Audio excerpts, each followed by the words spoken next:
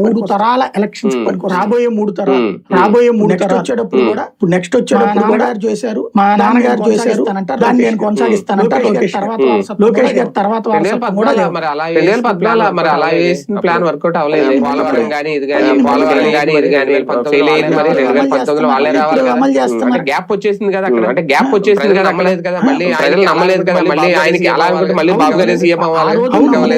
ఆ రోజు కానీ జగన్ అయితే నాశనం చేస్తాడన్న నమ్మకం ఏర్పడింది. ఒకసారి మళ్ళీ నమ్మకం ఏర్పడింది, మళ్ళీ నమ్మకం తిరుగులేదు. ఇక మాకు తిరుగులేదు, మాత్రమే కరెక్ట్, ఇక మేము మాత్రమే కరెక్ట్ అనుకుంటాం.